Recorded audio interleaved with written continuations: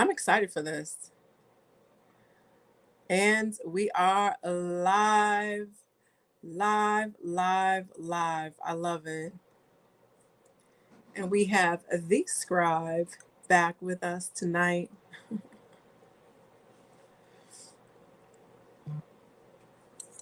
We're live on YouTube. Sonjedi, can you add a little bit more light to your face?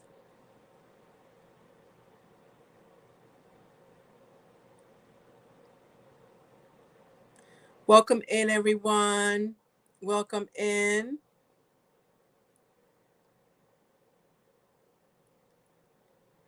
We have an amazing topic for tonight.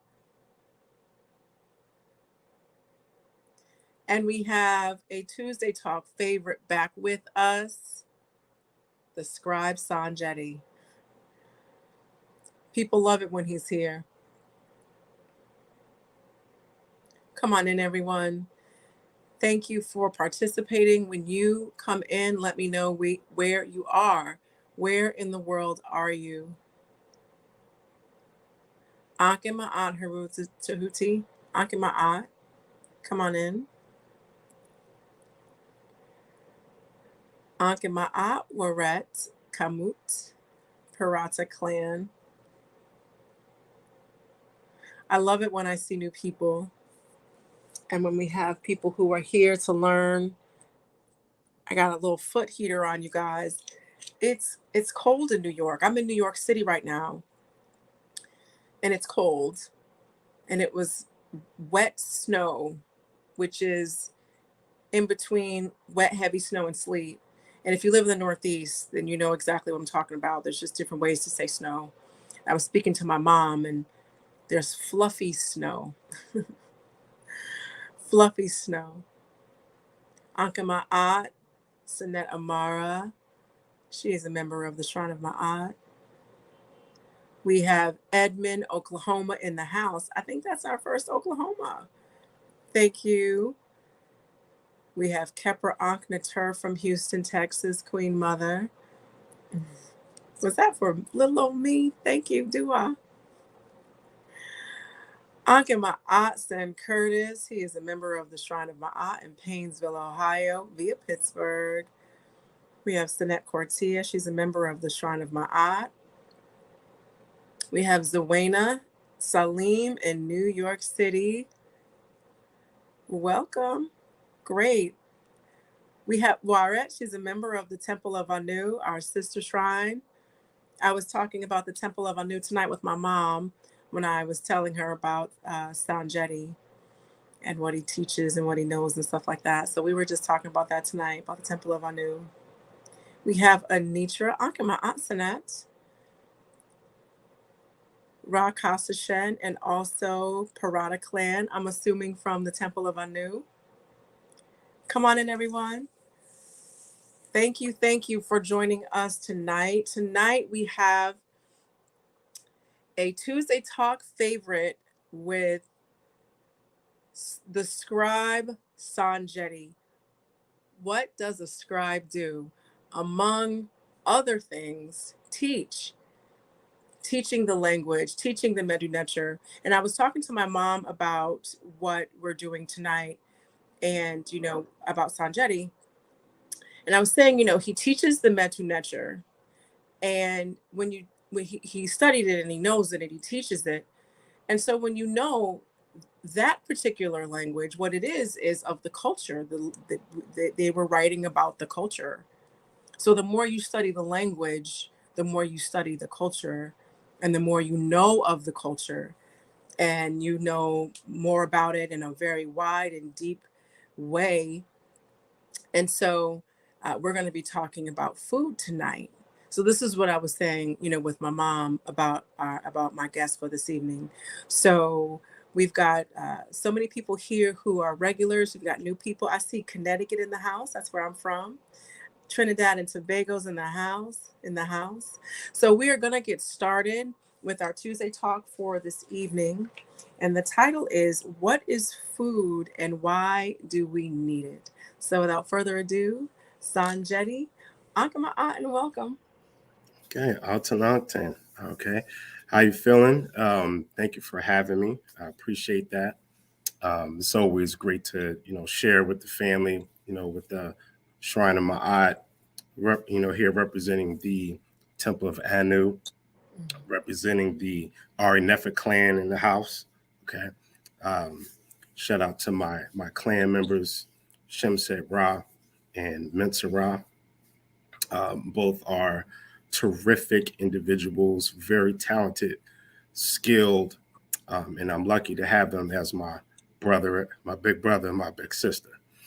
Um, Shout out to the head of the Temple of Anu, um, Nisu Biti Rasanku Kepper, and the Hemet Netcher of the uh, Temple of Anu, Hemet Netcher and Bar Ma'at.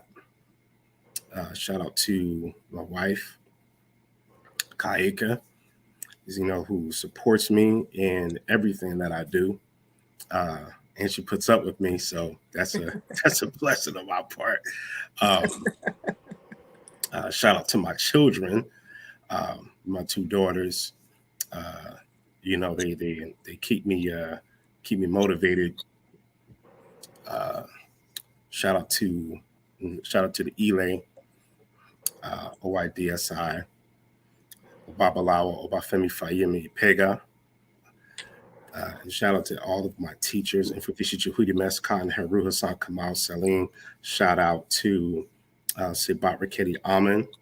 Shout out to the great ancestor, the great world scribe, Ankh Mira, my first Metanetra instructor, to whom, I owe much of my knowledge to. And I could not be where I am without, him showing me the way. And if I can have a fraction of his knowledge, I might be great. Mm. All right. So you say, what is a scribe? So we know that that term is sesh. Okay. And of course, we're using Egyptology speak. So sesh, it means as a verb to trace. So that's the basic meaning, to trace.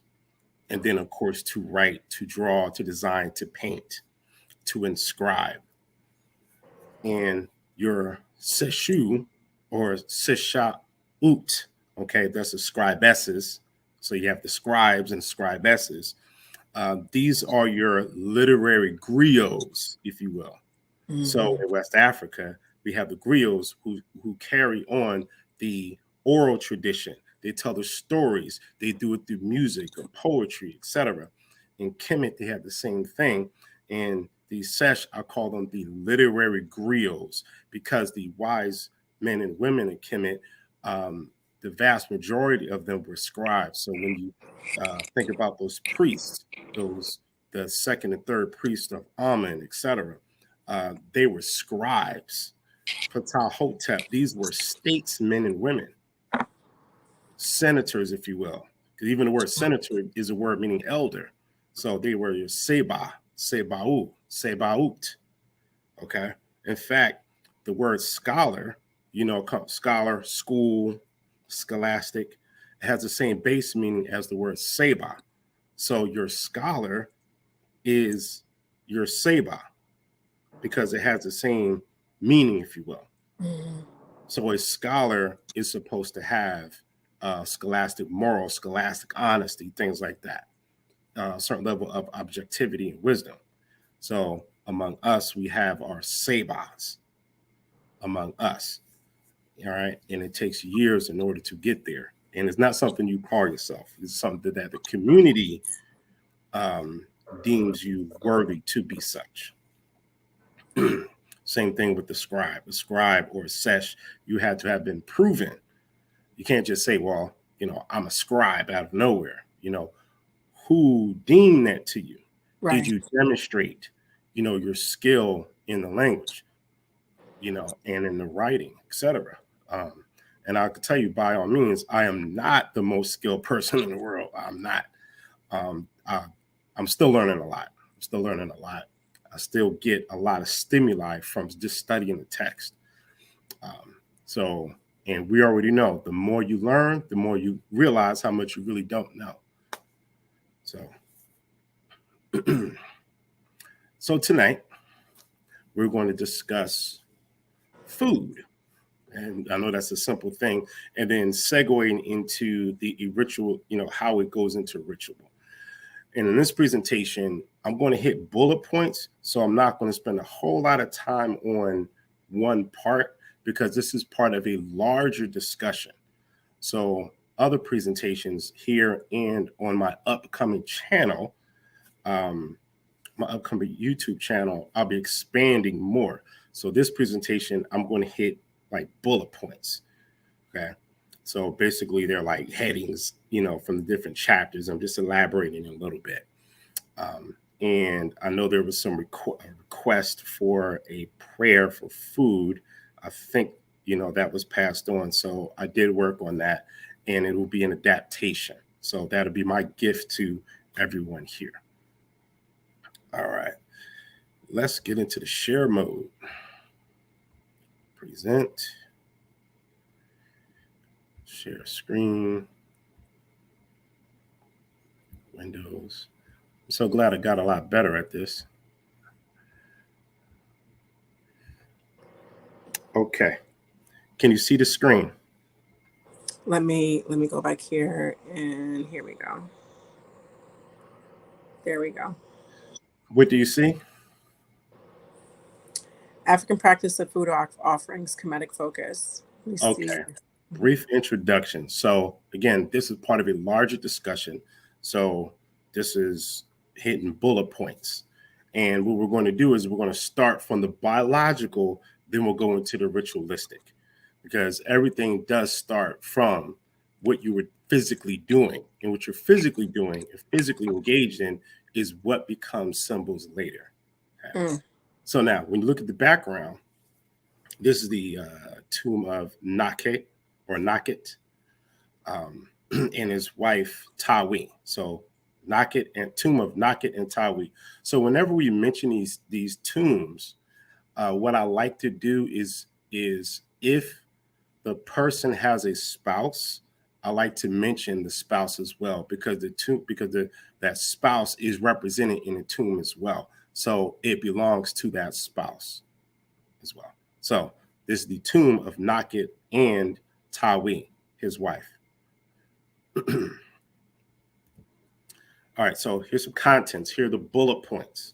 So we're going to start off with the biological basis of food. Keep it simple. We're going to talk a little bit about modes of food production, then food as a basis of culture, and then a little bit of ritual and ceremony. So what is food and why do we need it? Ergo, the title of this presentation. What I want you to do, I want you to look at the partial image you see on the right. This comes from the tomb of Mena. So we see right here, it appears to be either egg or bread right here up top left. And of course, obviously you see the fish, you see the birds, you see containers, baskets filled with food and spices, which is very common actually throughout Africa to arrange foods and spices in bowls and baskets like a banquet. You also see vessels here for liquids, waters, juices, beers, wines, etc. So I want you to keep that image in mind because we're going to see some real life images of that. All right, so let's go to the biological. Okay. So, of course, it's taken from one of a biology text. So, food in natural order. Okay. So, all cells must take in oxygen and food molecules through their plasma membranes to power the metabolism, growth, and repair of the internal cell structures. Okay. Some of us may or may not have been into this since high school or even college, but remember, this is the basis of how we are processing what we're calling food, how we're processing materials that we need in order to metabolize, grow, and really live. All right. Your concept of Ankh, if you will. Life utilizes energy. This we know. Life utilizes energy. All organisms require energy and produce waste products. Food energy is used to maintain the internal order and growth. Food provides nutrients that are used as building blocks or for energy. All right, so why are we highlighting this here? You know, food energy is used to maintain internal order and growth. Order, keyword, internal order. So the internal order is about ma'at. Remember, ma'at is what? Order, that which is straight, balance, symmetry, if you will. So we know inside of our body, ma'at, which is the natural order, is always at work. Your body is always doing things, compensating to maintain what's called homeostasis. Homeostasis is where you want to keep things balanced. So your body itself is the epitome, is the embodiment of the workings of ma'at and how ma'at operates. So you have to have an internal order and growth and proliferation. In order to do that, you have to provide it with substances that your body does not manufacture on its own. So you have to get it from an outside source. So when we look at our diagrams on the right, little chemistry at the top, glucose plus oxygen, energy is released, you know, so that we can move and think, etc. Carbon dioxide and water. You know, carbon dioxide you breathe out. Okay, you exhale that, and of course, water when you're sweating, etc. So this oxygen and carbon dioxide exchange through your pulmonary system. All right, this is Ankh. So there's the latest research on Ankh is that it's more about how you're breathing, because you can barely go a few minutes without oxygen. In fact, whenever you're unconscious or there's an accident or something like that, you're losing blood, we know that in the EMT world, according to the training and schooling that I've gone through, for every minute that your brain is without oxygen, there's a 10% less chance of a full recovery. So this is how important oxygen is. Okay. Now, of course, when it comes to the Ankh, you know, we espouse that it has more so to do with the reproductive system. Yes, life does have to do with that. But you can go your entire life without reproducing, technically. But how long can you go without oxygen? So in this case, you know, we utilize the Ankh in a sense of breathing and respiration. You have to properly breathe. We do this through meditation, etc. Focusing on your breathing. Make sure you don't have any blockages so that you can get all the oxygen possible so that your respiration and all of your cells can operate properly. Now we go to the bottom, cellular respiration. So we see cycles. So we know Ra, so see light energy. Ra gives us light energy. More specifically, of course, to our skin, but plants through their chloroplasts, again, we'll get into that biological details, is what processes the sunlight, makes the plants grow. And we already know that when we go into the mythology of Ra, Ra is the progenitor of life. Ra is the force that initiates life. And then we also have the Nun. So the Nun is where the sun grows out of. So we go into mythology, the Nun, the great waters, etc., the flood, and they're associated with each other. But we already know from biology and chemistry that if you take a glass of water and set it out in sunlight, what will start to happen? You will start to see some fuzzy green stuff start growing inside, correct?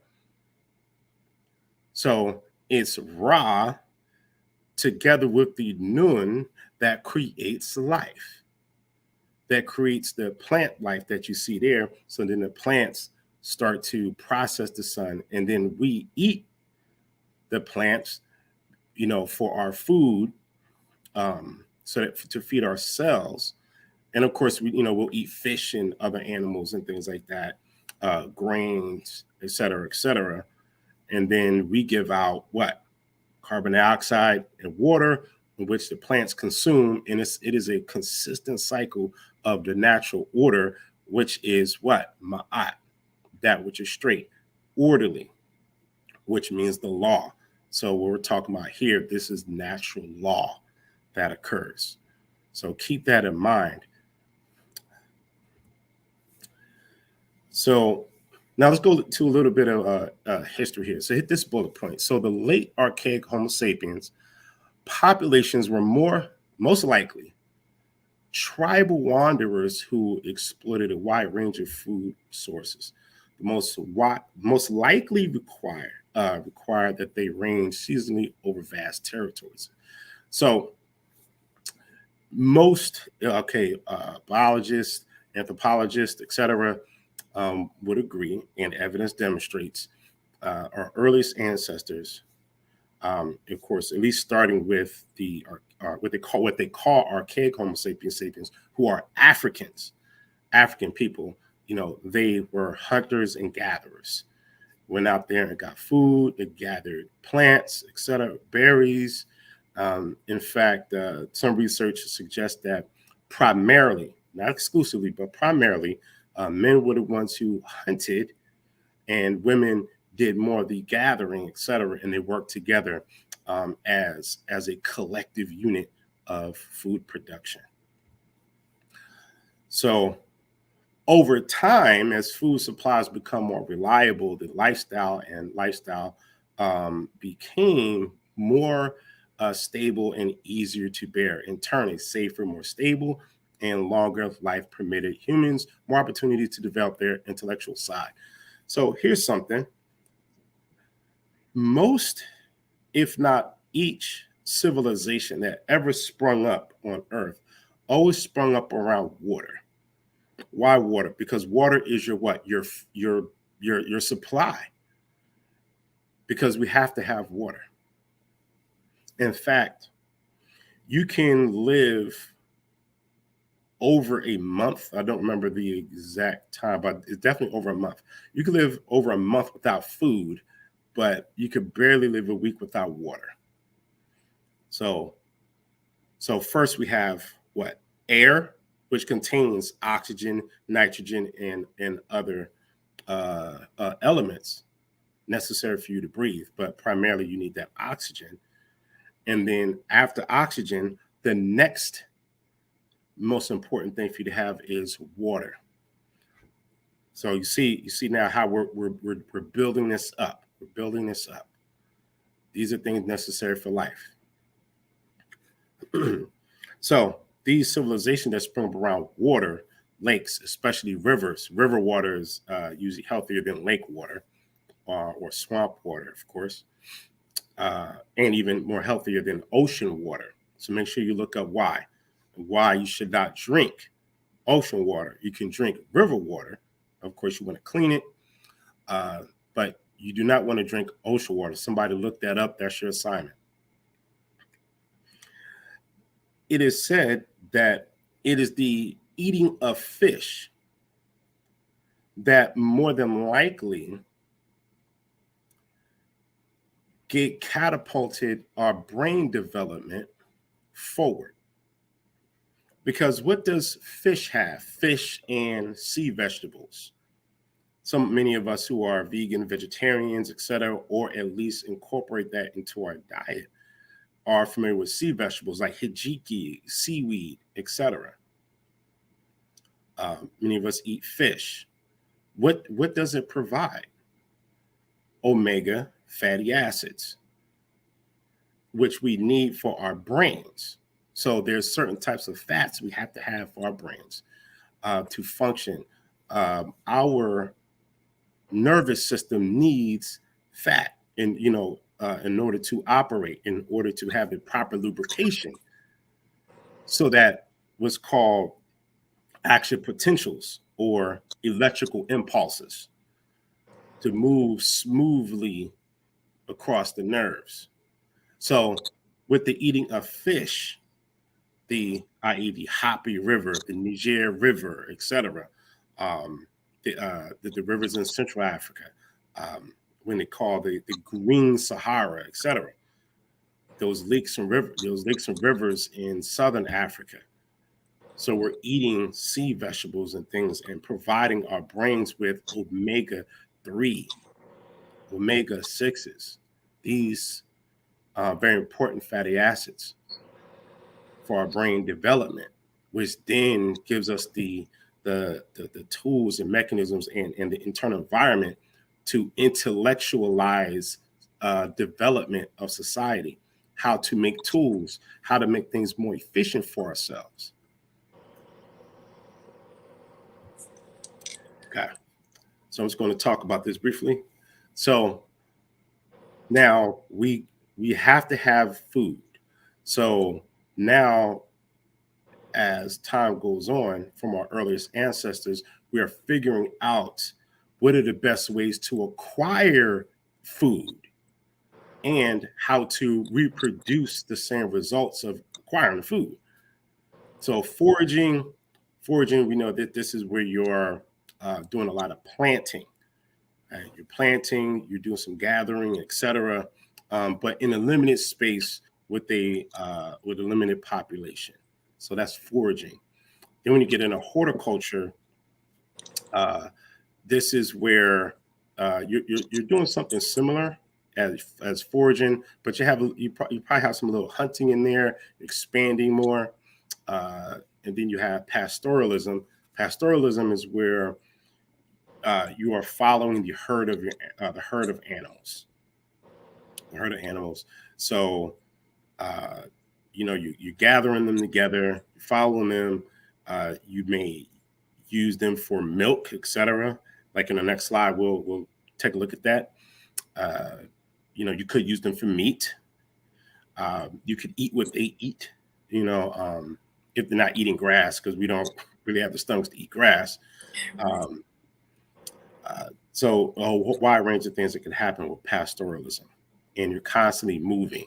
So this is one of the reasons that drove our earliest ancestors to migrate to such distances, uh, because of pastoralism. And then, of course, you have famine, you have desertification, um, you can have wars, conflicts that can make people move about so much. Agriculture, this is where you are you're planting, but you are digging up the ground, you're planting seeds, you're using livestock, you're using the muscles and strength of animals to help you plant foods in in in large structured enterprises. So it's wider than just horticulture. Now you have a wider system. So you're using the ground more and you're replanting according to the seasons, etc. And of course, today we have industrialism. Making food on large scale factories, etc. We're not going to get into that, but these are the primary modes of food production. So I just want to mention these are some of my people here. I'm partially Fulbe or Fulani. So actually missed a Coptic term there, which is Won. Actually, should say Won. Wow. So the Fube or Fulani, they're primarily a pastoralist African society. So they spread throughout many parts of the African continent, from West Africa along the Atlantic coast to Lake Chad into East Africa. So, we always like to do language comparisons. So this is just a quick one here. So in Ronnie Kemet or Medu Necher, you have this term wenim, verb meaning to eat or to consume, and then as a noun it means food. So wenimu, okay, and we're using Egyptology speak here. Now Coptic, it's won, okay, won. So we can see that, or at least hear that the M drop from Coptic. Now in Fulfulde, that's how you say if you want to say Fulani language, you say Fulfulde. So the people is Fulbe, and the language is Fulfulde. So you have what's called metathesis. Metathesis is where consonants switch places whenever a dialect forms, etc. And then it could break off to another language. So we can see it's a switch between the N and the M. Same word. So it's nyam, inyam, and it means food to eat. Same meaning. So I just want to give you that tidbit there. So you can see they are with the herd. This is their lifestyle. From what I've learned, they don't eat the cows, but they consume the milk. And then, of course, they go to the marketplace to trade livestock for other things, for better stock, or for money, or for other necessities, clothing, etc. And in the future, I'll talk about the relationship between the Fulani or Fulbe with ancient Kemetic people via the language and even the quote unquote the spiritual tradition and the mythology and how they're connected, and be pulling from some very important African scholars to help support this relationship. So, I really like images. So here we see some Ethiopian food being shared. Most of us here have had Ethiopian food. I had Ethiopian food earlier. I got down with the cuisine. Had me some red lentils, some yellow peas, some injera, some greens. So as you can see, if you see the plate, it's circular. So the circular plate is meant to promote communal eating. That's right. See, so this is traditional, and the more and more I look, the more that I'm finding this across the continent. Of course, many others have seen and realized this way before me, but I really enjoy having this. I'm gonna call it a journey of self-discovery, seeing these connections, and you can see how the practice of sharing and feeding each other. That's right. Sharing. That you're feeding and sharing, and our brother Asar Imhotep has spoke about how Ma'at is really about open-handed sharing, which is order, sharing resources. So when you feed your child, you are what? You are giving food, you're giving resources, which is part of what we spoke about earlier. Natural what? Order. So the acquisition of food is the natural order, and the providing of food is the natural order. Okay. This here is in West Africa. I think this is Senegal. So you can see circular, communal eating together.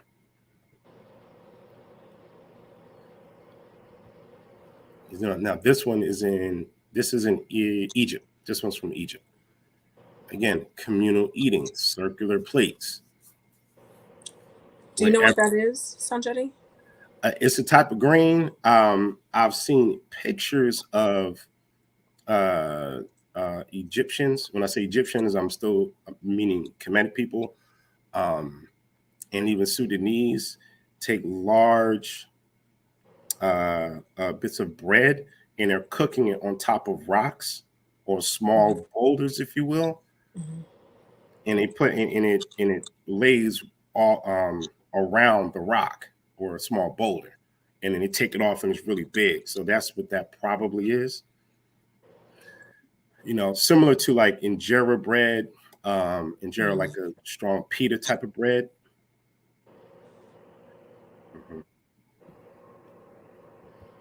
Okay. So some of you may recognize the colors. Oshun, Ibashi Oshun. She has the food. Now we know that throughout the continent, the giving of food and offering. So now we go from providing for yourself, you're eating food yourself. Uh, you are sharing your food with your children, your spouses, your community, etc. And you give food to your ancestors as well. So remember, because a person becomes an ancestor, you don't stop feeding that person. You keep That's right. feeding. Okay. And we can even posit that the worship or honoring of what we call God actually evolves from the worship and honoring of ancestors. Mm. So Mm-hmm. it in the natural evolution of things, ancestor veneration, communication, worship, honoring, and feeding comes before the worshiping, honoring, feeding of God, which makes more sense because we know that God, the creator, nature, Oludumare, etc., Ama is our oldest ancestor. The creator is our oldest ancestor. So from the ancestor, China Simbidi, he says this. In many parts of Africa, adult members of the family, and especially the heads of families, pour out beer, water, milk, or some other beverage. Now, brother and sister, we know we already do that in our hoods. So that's a Oh, karaoke. We still doing it. we do. And other beverages on the ground for the spirits of the family. They may also put bits of food on the ground for the same purpose. So typically we think about pouring water. Okay. Now, pouring water is like feeding plants. We'll get back to that after this. In many countries, such as Sierra Leone, Ghana, Nigeria, Uganda, and elsewhere, there are often family shrines in the homestead or behind the houses set apart for remembering the departed. Here, cola nuts, coffee beans, blood, beer, and other food items are placed. With words, watch this, with words to the effect that the food is being given to those who have departed, sometimes mentioning their names. In some areas, the places of food stuff is done daily, in other, only occasionally. So the ancestor in Mbidi here, he points out some important things here that although he may not be speaking specifically about Kemet, but it includes Kemet. That's right. Because we know from the Hotep Dina soup formula, that's all up in there. The Hotep Dina soup formula is all up in here. In fact, you should get the book Libation by the great scholar, Dr. Nahusi. All of you should have that book. It's called Libation by Dr. Nahusi. His entire book about offerings, libations, etc. Classical book. So, anyone ever have cola nuts? Anyone who is a practitioner of Sheshe Legba, or what we may speak about as the Orisha tradition, at some point, you should have had cola nuts. Cola nuts are better. First time you get it, but it is good for you. Okay, those bitters is what you want. So these places that are set aside to feed, this is about feeding ancestors, about giving food to ancestors. Sonjedi, Yes. I just want to break in and acknowledge that we have our elder Amoye in the chat. Welcome, Dua. Senator. Yes, Dua. Dua. Yes. Akma Ujawe. Ujawe. There's also when you're finished with this thought, there's a question about. I'll highlight it again. Um, After you're finished with that, I just wanted to recognize Senamoye. Okay. Mhm. And if you could read it because I can't see the Oh, you chat. can't. Okay, it All right. says, on that note, I am curious about the meal to the ancestors. What do we do after? So I'm assuming after you've given the meal to the ancestors, what should people do after it's been given to the ancestors? Typically, you eat it, Mhm. but more often than that, you give it as an offering to others in the community who may be less fortunate than yourself. Uh, so yes, or sometimes there's some things that like food items that are left on the ground outside. If you do it that way, you allow nature to partake. Um, Okay. but if it's food, then like on a plate, etc., then after you have given it spiritually, and this is something I'm going to touch on later on in the presentation, Mhm. uh, and then you partake of it physically because spiritually it has been consumed. Mhm. All right, so Thank you.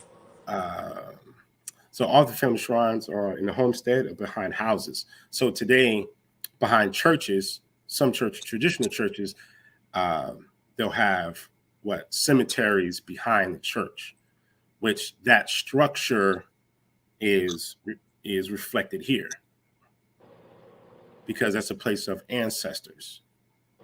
Now, of course, people may treat it slightly different, but in Africa, you have more of a holistic involvement here. Okay, so the effective food for the departed and their name. So we know the Hotadina Sut, the person's name is given. So we'll get back into that. We'll get into that further along. So now let's look at pyramid text. So this is an example of how spiritually the king in Kemet is given provisions, given food. Okay. So this is pyramid text of Wanasa or Unas, and the antechamber, south wall. So antechamber, like an upper chamber, if you will, south wall. And this in the image you see, this is actually the antechamber south wall. So I had to screenshot it and literally put it there. And as I always say, how do we know that this is Unas? Because we can look inside the Shinwa and we can read the text. It is read from right to left in this particular case. And we see his name in almost every single column here, right there inside of the Shinwa. So that's how we know that this is Wanasa. Um, Although I did not specifically section out the text that reflects the quote, but this is the south wall antechamber of his tomb, of his pyramid, excuse me.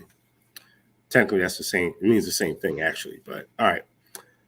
Sustenance belongs to the king's morning meal. So this is your breakfast. This is reflective of the king's living day, what the king does daily, what you do every day. Plenty belongs to the king's evening meal. Famine will not have power over the king's life. Conflagration will be far removed from the king. The king lives on your bounty. He has daily abundance of your abundance, O Ra. So the king takes part of the same meal that Ra takes part of. Mhm. The interesting thing is, so sustenance, plenty. Now, even though sustenance is at the beginning of the sentence and you're supposed to capitalize the first letter, um, it is a proper noun. Just like the word plenty, the reason why that is capitalized because it is a proper noun. African people, we pretty much see the divine in everything. Mm-hmm.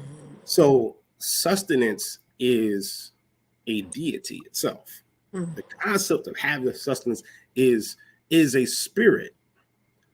Plenty, having abundance, conceptually is a deity, if you will. It itself is a spirit. So the spirit sustenance. Sustenance, the name of this spirit is called sustenance. The name of this spirit is called plenty. And that spirit belongs to the king, the Nasut, the Nisubiti, the double king. Interesting. I'm learning more and more how,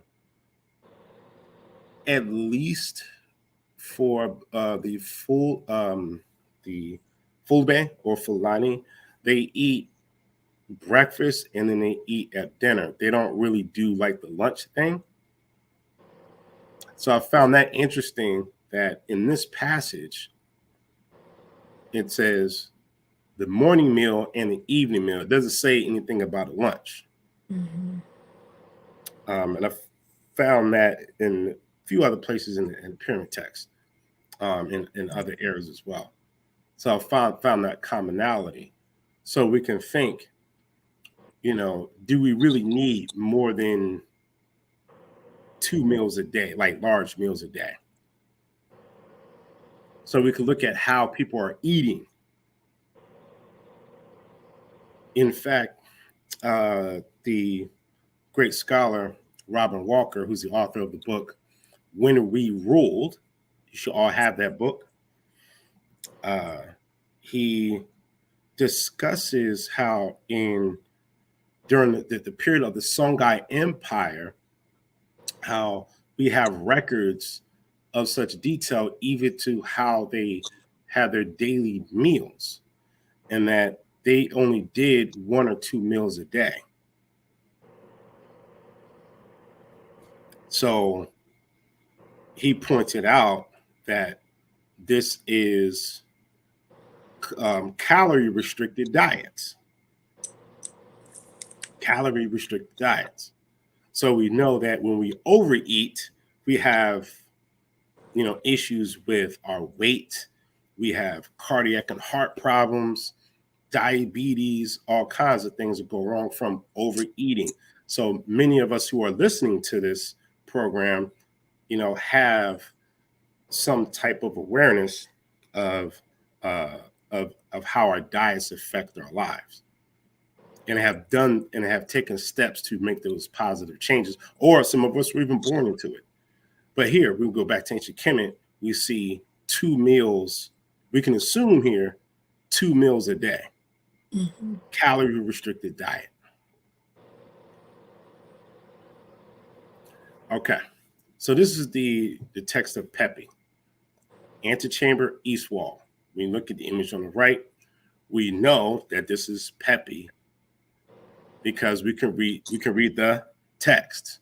So we can see his name, Pepi. Now there's Pepi the first and there's Pepi the second. Now Pepi the second is Neferkara Pepi. So we know that this is not Pepi the second because you don't have Neferkara there. So this is Pepi the first. So this is a section from at his text. All right. So now we're going to read these quotes here, and then we'll look at some of the transliteration of the meta nature. So this is a translation by 2 different authors. The top one here, this is by James P. Allen in 2005, Ancient Egyptian Pyramid Text. And the one on the bottom is translated by Raymond O. Faulkner, which is, of course, older.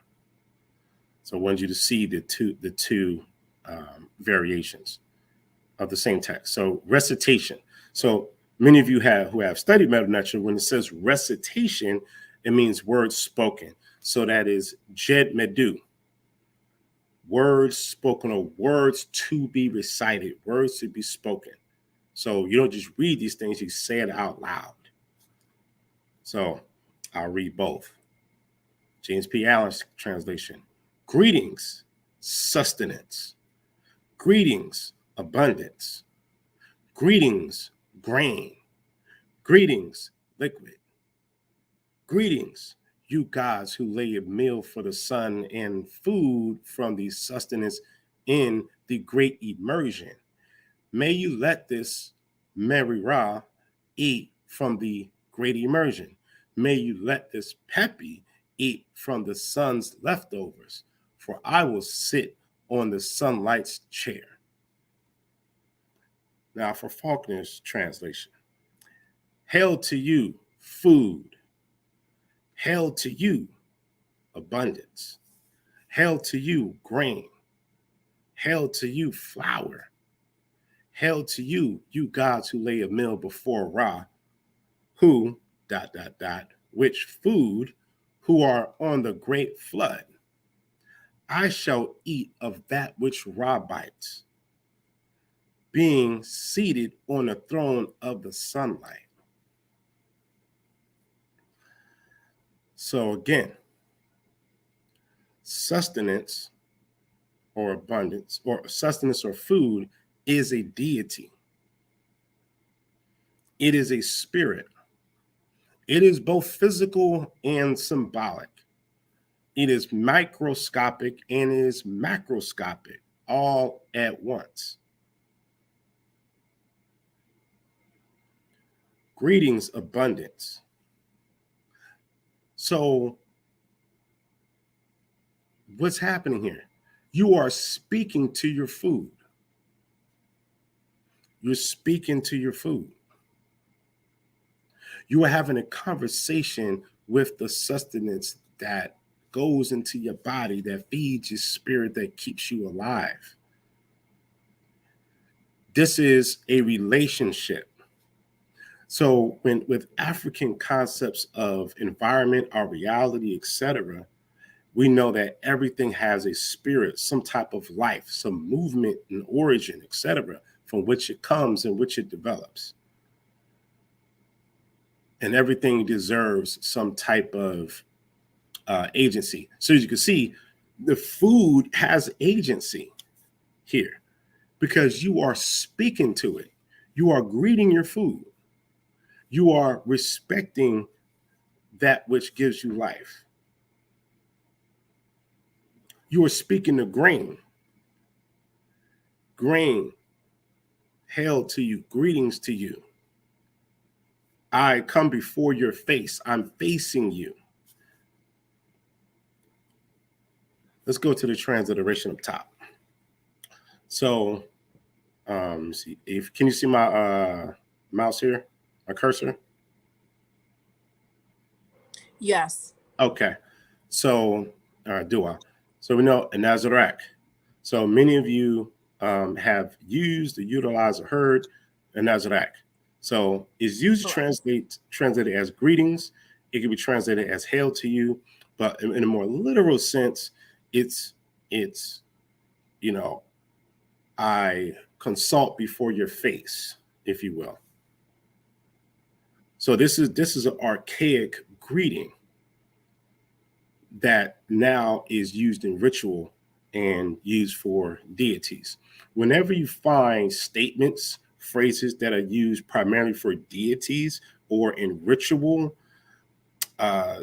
you can pretty much guess that this is something that's ancient, if you will, that it was been around for so long that they had to, if you will, fossilize it, if you will, to preserve it, especially when it falls out of use in day-to-day conversation, but it's used for ritual, is usually something that was ancient prior to the first time you see it in writing, and then they needed to preserve it. So it is perhaps something that was used in ritual or with an oracle, if you will, on a greeting an oracle, but that's another conversation for another time. So now it becomes a way of greeting the divine, greeting spirit, or even perhaps even a king, if you will, but primarily for spirit. So Anazarak, who? So and I'm not going to go through all of them, but Anazarak, who? So who is a word for food, sustenance? Anazarak, ba, or beha, or beha, abundance. Anazarak, neper, or nepera, grain. Sek, liquid. We already know Necharu, and that's her chenu, the natural chenu, not Necharak, but natural chenu, because this is a plural. So just as a grammatical tidbit, remember everyone, we cannot say Necharak in every single instant. And that's Harak only goes towards a male entity. It is improper to say a Nazarek Aset. Okay. I would never walk, I'm not going to greet my mother or speak by my mother and call her he. Okay. Because it's grammatically incorrect. I call my mother she. When you're speaking about a population, you say us, we, them, etc. Plural. So, and if I wanted to say that I'm greeting all set, I would have to say, and that's her etcha, and that's her etcha. So that is the proper pronoun for a female. In this case, chenu, and that's her chenu, necharu. So you're speaking about a collective, a group, plural. And that's your chenu, necharu, ipu.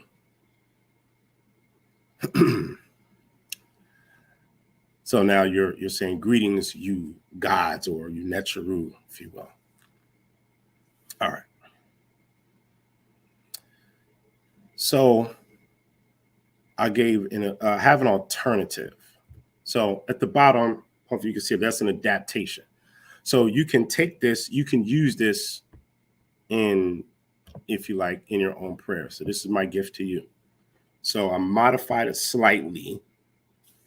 So when you are at the table, you can say, homage to you, food, homage to you, abundance, homage to you, grains. You can also put in there homage to you, fruits, homage to you, vegetables, okay? Homage to you, drinks. Okay, I put drinks instead of liquids because we usually don't say I'm drinking liquids. We usually say I'm drinking drinks or juices. You can say juices if you want. Greetings to you, O Neteru, who lays a meal for Ra and food from the great flood, or you can say food from Nun if you like. I, or if you're in a collective we, shall eat that which Ra eats. Dua Neter, you say that 4 times. Okay? 4 times be complete. 4 is your 4 points of a square, which is complete. 360 degrees, which is by degree equivalent to a circle. So that's why we do 4 times. So, or you can do a Nazarak food, a Nazarak abundance, right? A Nazarak grain, a Nazarak drinks, a Nazarak vegetables, fruits, greetings to you, or you say, a Nazarak chenu, necharu, homage to you, O necharu, who lays a meal for Ra and food from the great flood, or Nun. We shall eat that which Ra eats. Dua nature, dua nature, dua nature, dua nature. And then you can eat. So the pyramid text is a formula, actually, because they're used and reused and can be slightly modified with each pyramid. It's what we find in pyramid text studies, if you will. So you readapt the African concept of giving agency to your food, respecting your food, and setting the tone for you to receive the sustenance.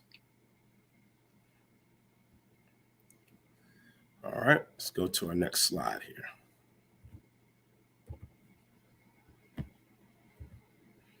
Here's a few terms for food. The image at the top, that is from Egypt. The one at the bottom is Senegal. The top is from modern day Egypt, Kemet, and then the bottom is an image of we see some sisters eating together, doing communal eating in Senegal. Terms for food. So we have Abet, food, provisions. Aku, loaves, food, like loaves of bread. Hu, food, or Hawe, more likely Hawe, food. And we saw that word earlier from the pyramid text in our previous slide. Shabu, meals, food. Now, these are a few terms. There's more words for food. We did see Wenemu. That was one word. There's also Jefau. That's word. We can even say Hetepu as a word for food. Food offerings, if you will. Go through a few. Now, let's take a look at this stela here. So the stela of Jet Consue Wasank. Consue Iwasank. So when we look at this image, you see this offering table here. So this would actually be a circular table, circular. All right, this is a kaut table. You can see all the food items. You see vessels for drinks. She's pouring water, libation. We see some grapes. You see breads, some spices. We see plants, vegetables. In other words,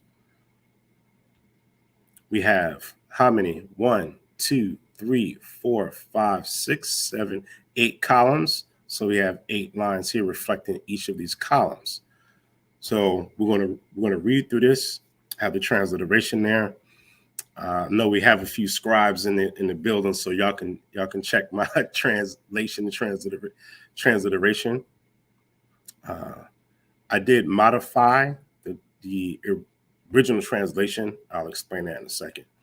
So this is what's called a retrograde text.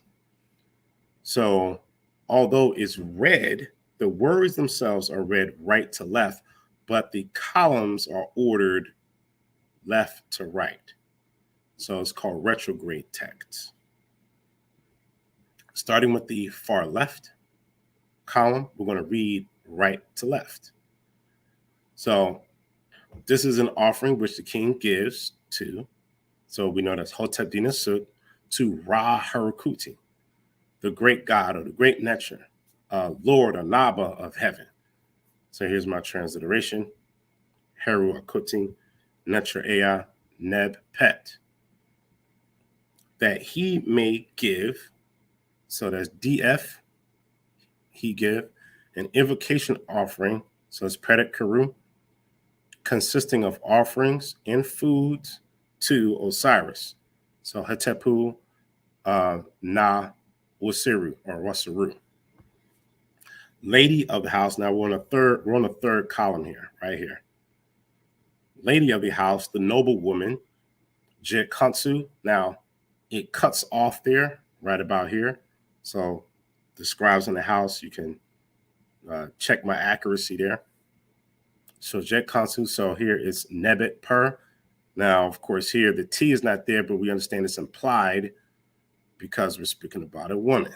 So Nebet Per, or Peri or Pero, lady of the house, meaning she's the manager of the house. She's an overseer of the house. Shepset, so that's noble woman. That's right here, Shepset. Jed Consue here, and then we go into the next column, column 4. So EUS Ankh. So they abbreviated here, so you just have the relief and the photo cloth, and then we have the Ankh. At first, it's maybe a little hard to see, but there's a crack right here, so we have to account for that crack, that damage. So that's your Ankh. Okay, yes, Ankh and Ma'akaru. So where it says deceased here, that's the translation that was given, but it should say true of voice. So it's Ma'akaru. So Sat Hemnecher in Imanara. So the daughter, so we know Sat, of the priest, Hemnecher, servant of the Necher, of Amun-Ra. Na Amun-Ra. 5. Right here, we begin here. So this is king of the gods, the king of the Neteru, master of the secrets of the garments of, so we stop there, Nisut Neteru, Hari Seshata. So here you have Ampu. This is what they call third intermediate period. So this is the 22nd dynasty. It looks like Pet that the scribes are using in place of the coffin that Ampu usually sits on. So this is usually used for the Hari Sesheta. So you can look that up in the Garden of Text. In Shesu in. So we know that's garments, linen right here. We also see that in the Hotadina formula as well. So I added nobles of the gods, if you will, Shepsu Nu Neteru. The original translation that the author gave was garments of the gods. I added nobles, garments of the nobles of the gods, mainly because of this. Now, I may have, what I could see, it kind of looked like a folded cloth. And if not, then I don't know what to tell you. But we know that this sign here is used for ancestors. It's also used for Shepsu or nobles. So I'm willing to modify that if someone could maybe interpret that better, if you will. Because we have the Shesu, and then on both sides of the Shesu, you have the preposition na, or in and in of. So master the secrets of the garments, but then you have this next preposition of, and then I see this here. And then we have the preposition nu. We know that's plural. So, which means that the preceding word or noun has to be plural. And then we see Neteru here, the 3 strokes. So that's why I translated it that way. As for the scribes, okay, 7. So 7 and 8. So noble one, Saru Jehuti. So they'll say Sir Jehuti. I'll say Saru Jehuti. Since we're talking about a person, this is her father. So I've added the W there. Since that will be a participle. Noble one of Jehuti, or yes, so noble one of Jehuti. It's her father. All right. So essentially, this is what? An offering that's being given on her behalf. So symbolically, she is giving offerings to Ra, Harakuti. So even in the spirit realm, we are doing what? We are sharing food, giving food so that the ancestor in a divine form of Harakuti can be fed and continue to live. Okay. All right, just some last images. So this is the tomb of, again, Lakin and Tawi. So look at all this food here, the different vessels all over. You see great, we see different fruits. We see papyri. We see flowers, lotus flowers. That they're having a banquet here, and you can see how it's set up. We also see it here. So this is a mark comes from a marketplace in Aswan, and I know it has the watermarks in the back, but this shot here is just profound, so I had to use it. You see how everything's laid out, ready to go. It's Beautiful. communal eating, just like here, everything's laid out, ready to go. Here, laid out, ready to go.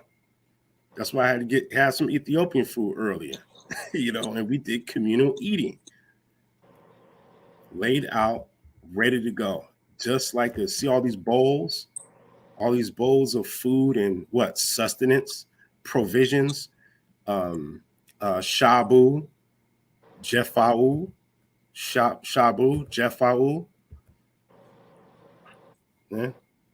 This is a Fulani or a Fulbe sister. Looks like some type of a grain inside of a bowl there. Food. This is a dish from Sierra Leone. Are y'all hungry? Man, Man, this listen. is good stuff. All right, there we go. That's our presentation. I'm gonna stop sharing. All right.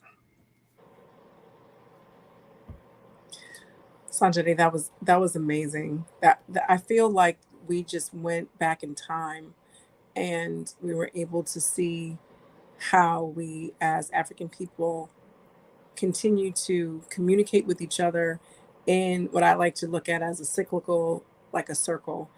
And everything that we did revolved around family, community, and a cycle. And seeing the communal eating with all of the circles. I love math and geometrical things, and so that's kind of how I see stuff. And that's just kind of what I was seeing, how I was experiencing all that, with all the vibrant colors. That was amazing. I really hope that, you know, the people who are here on, with Tuesday Talk right now. I've had other shows where we talked about slave food.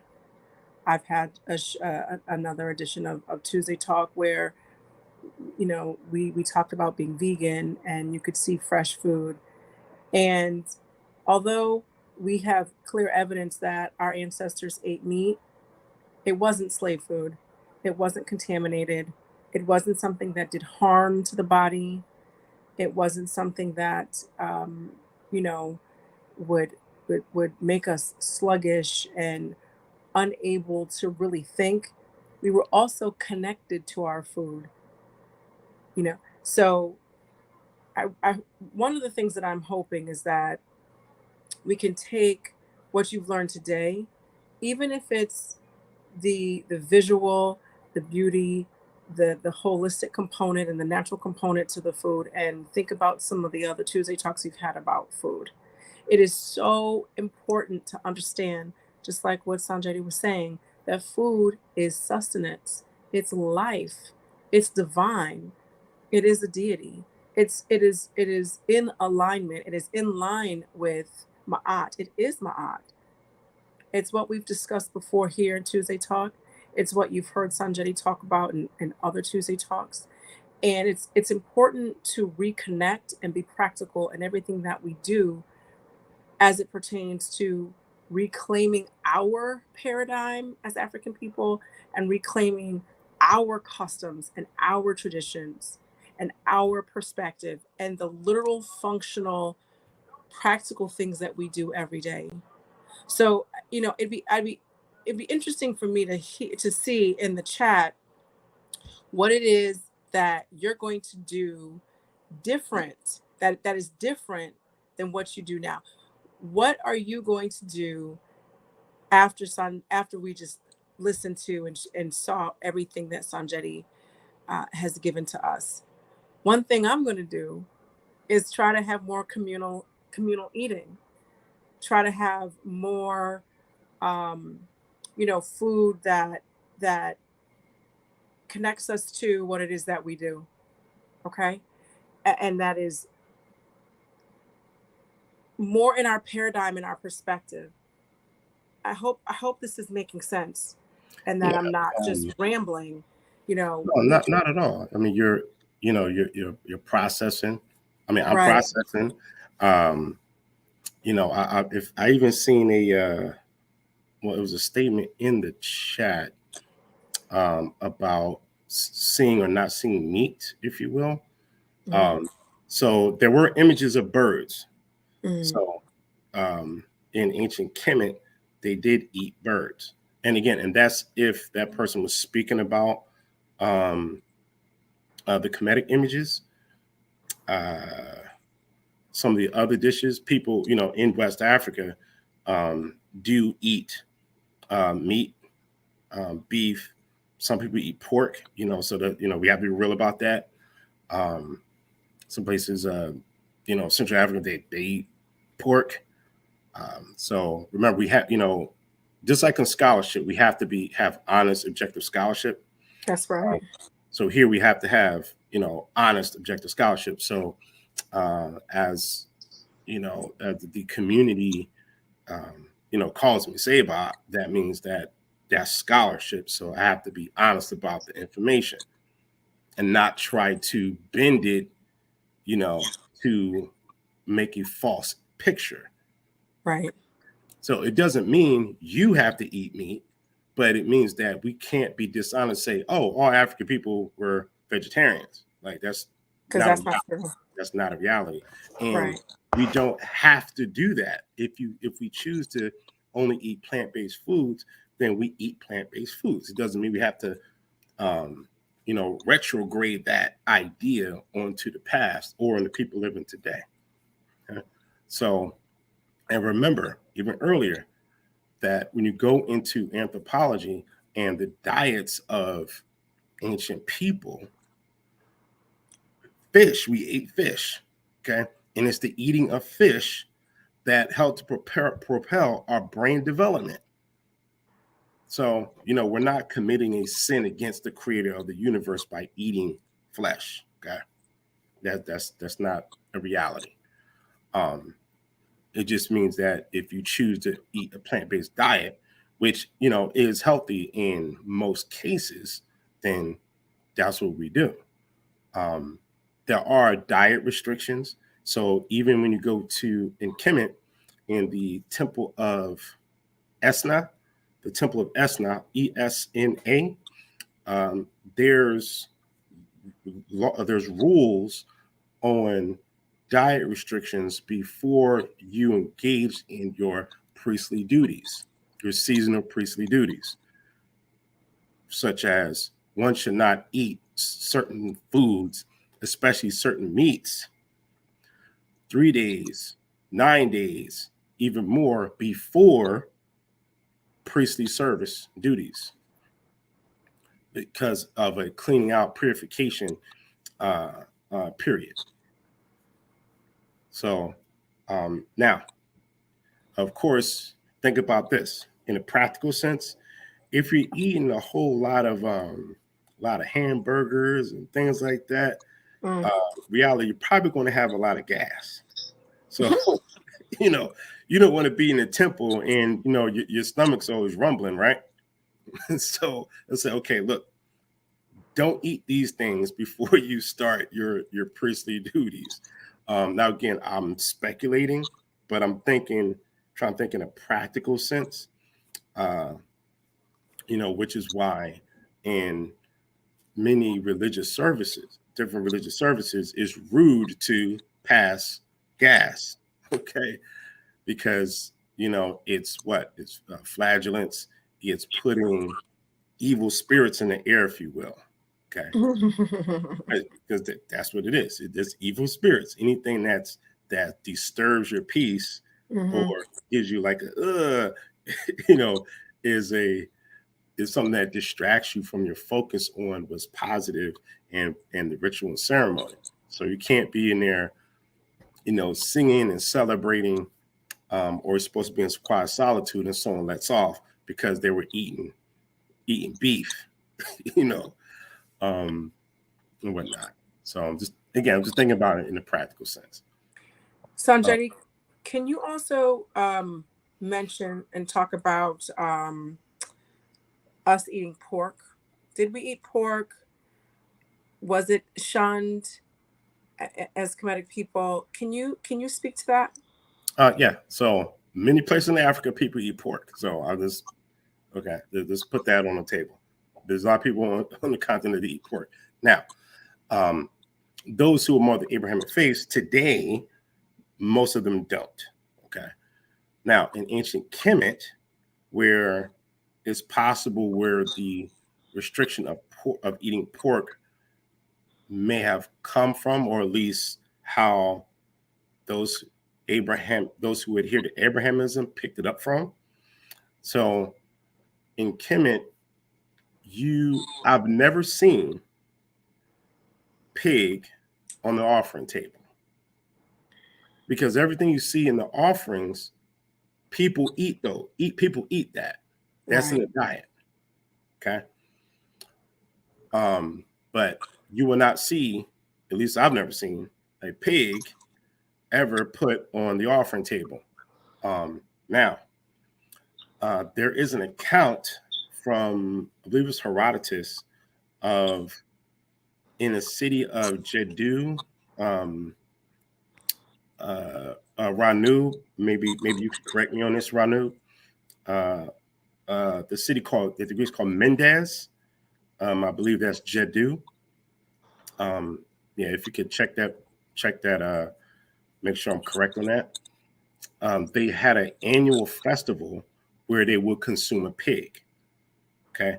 Now, this was in northern Kemet in the Delta, like by the Delta region. So it was localized, but it was not nationalized. Mm-hmm. So, and remember, we're talking about a whole country here. This is an entire country. So everybody and everywhere is not eating the exact same way, if you will. So people in the north may have, some different plants and herbs they're eating than people in the north. Okay. Or people in the middle regions of Kemet where Mennefer is. Mennefer is in the middle regions, just a little south of the apex of the delta. So, and in the mythology, when you go into the tomb, I believe it's an Abuju tomb or Abydos tomb, where you see the image of a black pig being beaten by a baboon. Oh, goodness. Like, get away from the throne of Asar. It's like by steps, like beating a black pig. There's even an account by Herodotus. Again, Herodotus is like 6th century BCE. So we're talking about like the 500s, where he described a native Kemetic African man, where a pig was running, and then it like ran into him, bumped into him. So he was so distraught that the pig touched him that he ran to the river and jumped in and washed him to purify himself because the pig touched him. Okay, and this is an observation by the ancient geographer Herodotus. Okay. Poor little piggies get a bad rap. Yeah. There was something else on that too. Oh, so when you go into the Pertum Heru and you go to chapter, so there's chapter 42, and then after chapter 42, there's what's called a rubric. So a rubric written in red ink by the scribe is an instructional piece. Okay, it gives instructions for the 121st chapter, where we get our 42 declarations of innocence, if you will. Okay. There's also a set of 36. So usually we hear 42. There's a set of 36 that actually comes before that. You don't find it in the Paps of Ani. You find it in other papyri. So there's a set of 36, and then there's a set of 42. And remember, the 125th chapter It's like an entire chapter before you even get to the 42. So you got to read all that first. So the rubric, the instructions for entering the hall of the double truth, Ma'ati, is, I'm going to try to go from memory here. It says that one who enters this hall of truth will come pure, meaning you showered, you bathed, okay?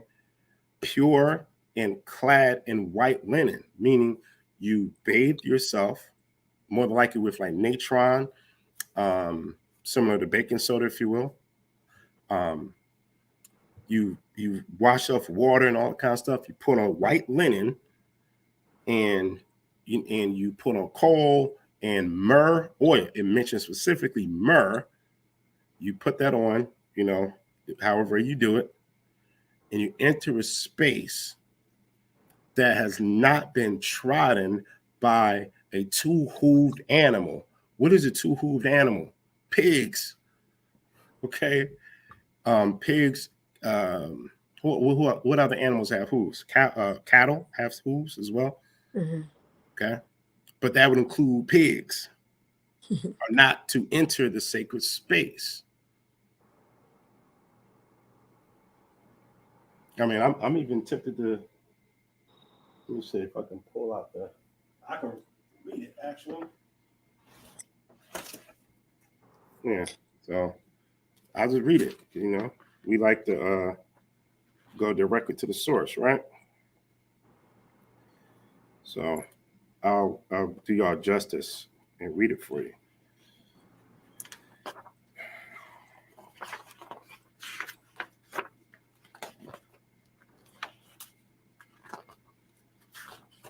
I want to give you the full shebang. I looked at this While you're finding that, Senamoye said, yes, there was one area in the Delta where they ate pork and raised pigs. People outside of their community shunned them and would not marry them. Yes. So dua for that. Ranu, Sesh or Ranu. So when you go back to the text of Esna in the Esna temple, it said, watch this, that a priest is not to give his son or daughter over to the son or daughter of a pig herder. Let me say it again. It says that a priest, you should not give your son or daughter over to the son or daughter of a pig herder. So that's how much they disdained pigs. I found it. All right. So here's the rubric to chapter 125. It says, the correct procedure in this hall of justice, one shall utter this chapter pure and clean and clad in white garments and sandals, painted with black eye paint and anointed with myrrh. Thou shalt be offered to him meat, poultry, incense, beer, bread, herbs. When you have put this written procedure on a clean floor of ochre overlaid with earth, upon which no, swine or small cattle have trodden. As for him who makes this writing, he shall flourish, and his children shall flourish, etc., etc., etc. So that's even more clarity. It says, on a floor of ochre overlaid with earth, upon which no swine or small cattle have trodden. So I hope that at least someone addresses the question of pork. Right. And that was during those times before we had bioengineered everything, before before animals were tortured, and before they lived in slop, and before they had all these hormones and chemicals. I mean, before they were just generally manipulated to not even really truly be completely food. So imagine what we're eating now. So, and this is a little bit of a sidebar that I wanted to focus on, because part of what we'd like is to break all of the chains of enslavement and continuing to eat the food, that type of food shows a bit of a mental enslavement that still goes on when that's something that you know better than now and have other options but still choose to do that. So that's why I wanted to pull that out. So, you know, as far as the bulk of what we got tonight, we had some first source prayers over food. We have a different perspective of food from our paradigm. Let me define those two terms. A paradigm is like a house, if you will, a structure, okay, in which there are rules for that upholds that structure. A perspective is like in a room in the house. That's the view that you have. Okay. So if you're in somebody else's house, looking out somebody else's window, then you just ain't gonna get what you're supposed to get. You're going to get something that is not for you. And in this case, something that is bad for you. So, from our paradigm, our rules and customs and traditions, our house, we have a perspective, okay, the way that we look at food. Food is divine, food is communal, food is to be shared, food is sustenance. Food is to be offered to our ancestors so that our ancestors may live. That symbolic act is then turned into something practical because you eat it, someone in your family eats it, or it's given to someone who needs the food. Nothing is wasted. Okay. And that is what I got while I was moderating and looking in the chat and making sure everything was running smoothly. So we also got some direct prayers. We got some sources for some prayers, people. I need y'all to run this back. I need y'all to run this back and make sure that you have what you need to do what? To be practical and functional in practicing so that you can stay in the right paradigm. Our paradigm is the dopest. I mean, come on. It's super dope when you do it. All right. However, you, or I should say at the same time, you are given practical tools to do it. It's just not talk. We have a master scribe, we have sources and references, we have examples and ways and things that you guys can take and go do immediately. Scribe Sonjedi, I want to thank you so much. When we prep for Tuesday Talk and Sonjedi and I, get a wrap on and talk and stuff, I'll be learning in our prep session and it's a lot of fun. He's an extremely busy man. And so when he carves out time to come teach us in the dopest way that he does, we need to respect and honor that as well. He doesn't do this for money, but needs money to do it. And I have posted up his Cash App, which is $ Sonjedi, and PayPal, which is a little bit too tiny for me to read with this bright light in my face. But I have it in the chat, you guys. Oh, wait, here it is. It's easier to read. The PayPal is S as in scribe, N as in Nancy, J as in jet, D I dot ifatunde8@gmail.com. Ifatunde, IFATUNDE8 at gmail.com. We got to show our brother some love because y'all love him. Y'all ask for him all the time. I get him. He comes and he brings it all the time for us to learn and really to give us the sources we need to continue to do our own research and stuff. And little on me, my Cash App is Yoga Girl Sai. Okay. So I hope that you really enjoyed tonight's Tuesday Talk. I'm going to check the chat for any more questions. I think he answered all of them. We have Fred Bantu, meat with ceremonial. Otherwise, you wouldn't have livestock animals. You wouldn't have what? Animals weren't herded for slaughter. Main diet was grains, fruits, vegetables, and legumes. Well, we right, most certainly didn't eat as much meat as people eat nowadays, but we did eat meat because our offerings were eaten and consumed by the humans here. So I hope I read your comment in the right spirit. Go ahead, Sanjay. Yeah, yeah, yeah. For the most part, you're going to have mostly, grains, vegetables. You see like onions in there, breads, and then you can have a little bit of meat in there, but it's mostly grains, Mhm. vegetables, fruits. So, Sonjedi, do you know? We have a question. Was the domestic pig invented or maybe bred into what we have today from an ancient pig? not that I know of. See, all domesticated animals are. I mean, domestication is a human invention, right? Right, right, right. So, in that sense, yeah. But as far like genetically, if that's the context of the question, um, dogs, for example, like modern day dogs were technically bred from wolves. Mm, So the dogs you see today, over centuries and centuries, human beings have selected specific wolves to breed together, and that's how you get the modern dog. right, right. Now, as far as the pig, I don't know. I mean, from the images from tombs and others, they pretty much look the same. Um, Mm-hmm. Mm, so now, if you mean genetically, I don't know. Um, if it's again, I don't know the context, but if it's in the Nation of Islam type context, that's symbolic. That's not literal. If it's cat, a rat, and a dog together, no. But if that's the context of the question, but domestication, remember, is a human invention. right. Um, Yeah. so you could have some behavioral changes, just like house cats.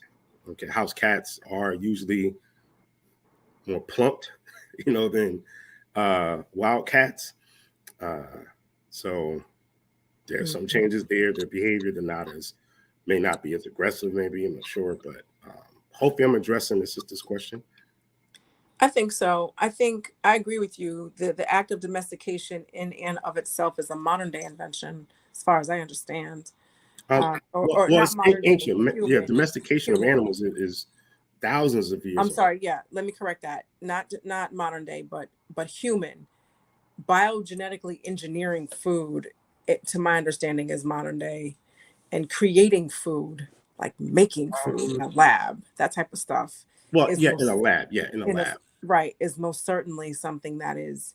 I wouldn't even consider that food if it doesn't come from the earth. What is it? So Well, I hope that question was answered. Go ahead. um, well, honestly, I know that in a, we will make sure that things that are artificially manufactured gets relegated to the category of bad for you kind of thing. Um, for the most part, okay. Artificially manufactured food technically is still food because you can live off of it. Now, it doesn't mean you're going to have the best quality of health. No. Right. But technically, it is food because you can still get calories, carbohydrates, proteins from it, albeit some of it is denatured. Okay. Like protein powder um, is, denatured technically. You mix it in water and then drink it down. Hmm. Your body, your that protein is composed of the amino acid chains. Okay. So when you actually eat food, you know, it be it let's say beans and rice. So beans and rice together is a complete protein. Hmm. Or if you eat some chicken or quail, or goat, okay, because in Africa people eat goat. um, Right. Right. when you eat those things, it goes through the process of breaking apart the proteins down to amino acids, et cetera, naturally. But when you do protein drinks, it's already broken apart. So then it bypasses some of the process. And, you're essentially long term, you could be messing with your genes technically. Um, Not to the point where you're going to grow an extra arm. Okay. So sometimes, again, I get it. Sometimes we go to these extremes, like, oh, don't eat that, like, you're not going to die, right? If you drink a protein shake, you know. So again, unless you grow an arm out of your shoulder, but you know, but the best diet is always natural. Um, That's right. I mean that's across the board. every level of research, to the layman, to the most professional, knowledgeable scientist. Natural diet is always best. This is true. This is true. Well, I hope that question was answered, especially in the spirit in which it was asked. So I just want to thank everyone for coming on to Tuesday Talk. And I want to thank Sonjedi for giving the people what we asked for. I was really excited about this. I think it's important to understand that, you know, we had our own customs in the everyday. It wasn't always these huge ceremonies that we see that are so beautiful and so ornate, but just in the everyday, we had our way that is still something that reflects the divine, contains the divine, and has family and um, humanity, recognizing our humanity within it and everything that we did. Okay. So with that, I want to say thank you to everyone who came. Thank you to Sanjeti. I appreciate and thank you for your continued support with Tuesday Talk. And I'll see you next Tuesday. Okay. Shemotep. Mwah.